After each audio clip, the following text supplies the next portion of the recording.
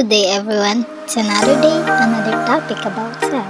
And this video is about the cell division. Cell division has two types. The first one is the mitosis, or also known as the body cell division. This produces two genetically identical daughter cells, while the other one is the meiosis. Meiosis is also known as the sex cell division, and it produced four haploid daughter cells.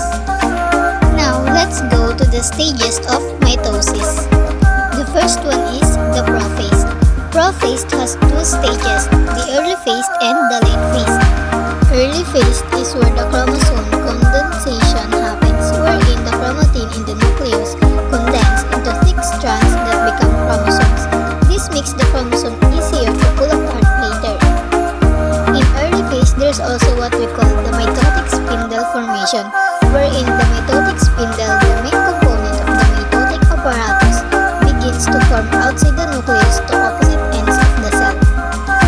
And the cytoskeleton disassembly, wherein the cytoskeleton made up of cytoplasmic microtubules begins to disassemble.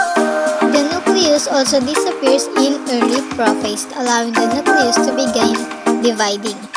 And also the nuclear membrane indistinctness, wherein the nuclear membrane becomes more and more indistinct.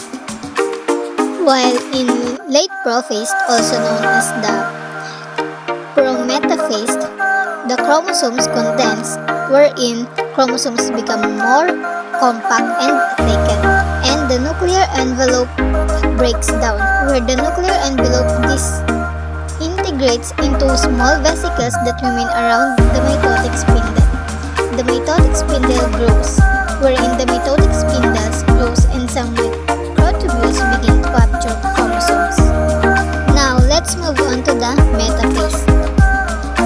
The metaphase is where the nucleus dissolves and the chromosomes condense and move to the center of the soul.